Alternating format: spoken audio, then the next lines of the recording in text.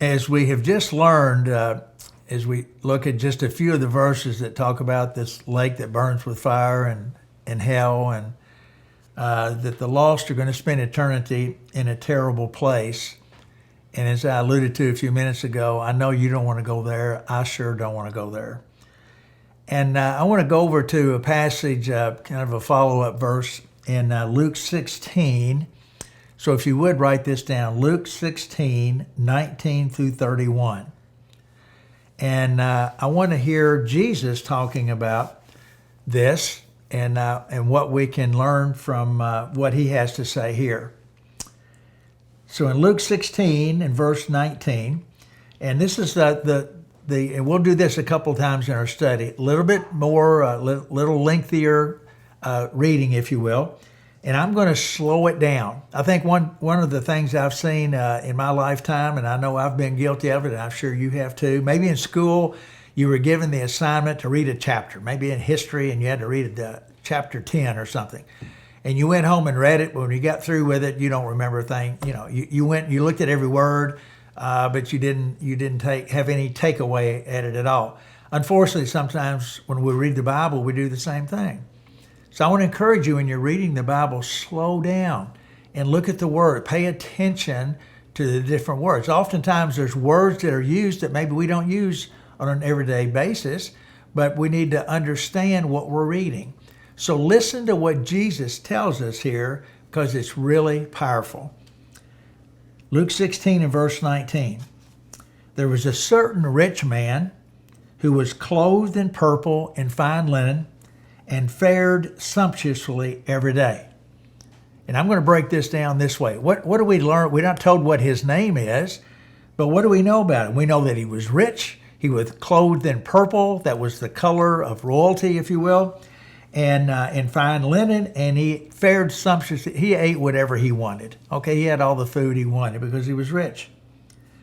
Verse 20, Jesus tells us, but there was a certain beggar named Lazarus, full of sores, who was laid at his gate, desiring to be fed with the crumbs which fell from the rich man's table. Moreover, the dogs came and licked his sores. Now let's look at this. Jesus is telling this. He wants us to understand this. He's telling us about this beggar. We are told his name is Lazarus. But look what he says. He is full of sores. It doesn't say that he had a sore on his hand. Jesus said he was full of sores. If I was full of sores, any place that you can see on my bald head or my hands, you would see sores. And this is how Jesus is describing this man. And then he tells us he was laid at his gate. He was laid at the rich man's gate every day.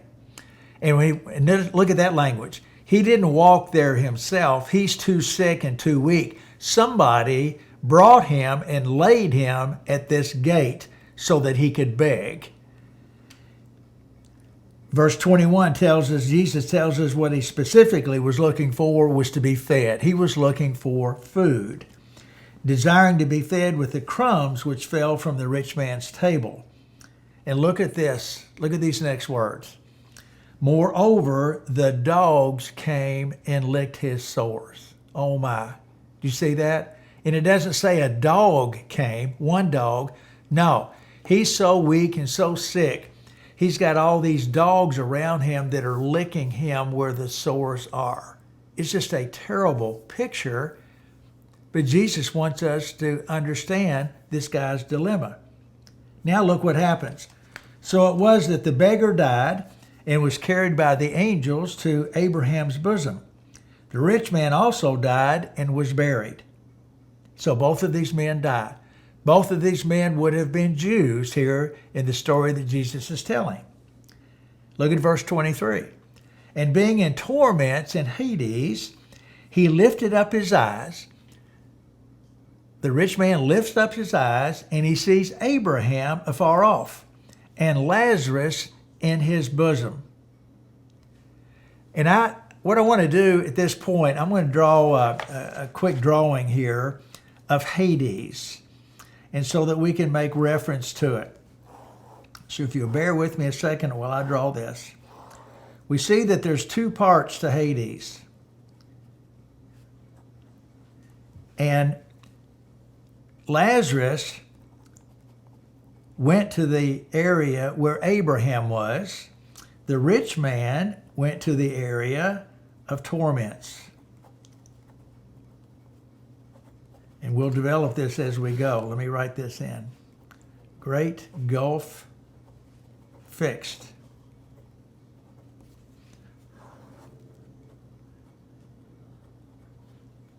Five brothers. We'll get to that in a second. Now notice what happens here. If you can look at the drawing, here's the rich man in torments. And I find all this fascinating. He looks over there. Now watch that. Because both of these men, when they died, their bodies would have been buried, just like when somebody dies today, their bodies are put in a grave. But our spirits don't go into the grave. Our spirits stay alive. Our spirits go to this realm that's called Hades. But look at this. We're told here, Jesus is telling us that the rich man looks over here so we can see, our spirit can see. Isn't that interesting? He looks over there and he sees Abraham. Even though Abraham had been dead for hundreds of years, he's allowed here to recognize who Abraham is. And to the Jews, Abraham was their father. So this would have been his great-great-great-great-grandfather, if you will. But he also recognized and he saw Lazarus in his bosom. It's like Abraham was hugging him. But I want you to notice in this story that Jesus is telling, the rich man knew who Lazarus was. He knew that somebody laid him at his gate every day. He knew he was full of sores. He knew he needed help, and he did nothing. But he sees this. And look what he does, and look what he says in verse 24. Then he cried. This rich man is crying out, and he says, Father Abraham. Notice how the language he uses there, appealing to their relationship, if you will, their fleshly relationship.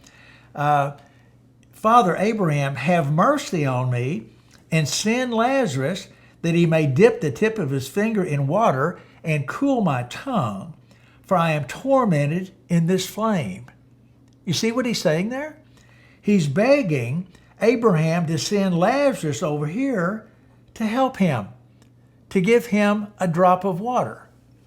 I have some water here, and I'm going to put my finger in. Maybe you've done this before, maybe when you were a kid.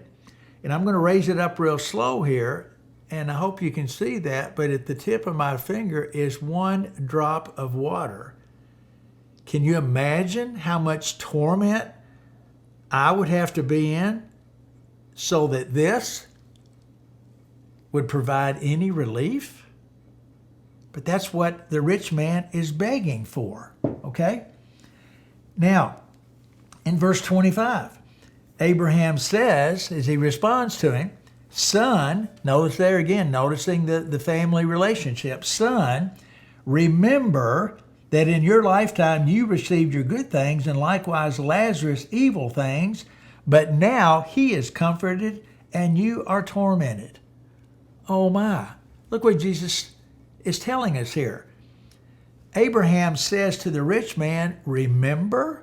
You mean even in this realm, not only can we see things, but we can remember things? Oh, to me, this has always been so emotional, because although this is not hell yet, this is still torment here being in Hades. But the things that we would remember if we go there, the things that we remember, that just like this rich man's remembering, he had opportunities to help people like Lazarus, but he didn't do it. And now he's paying the consequences of it. He's the one that's now in torment. Role reversal, if you will. The rich man is in torment, and Lazarus is being comforted. Look at verse 26. Abraham continues. He said, remember, he's now being comforted, and you're being tormented.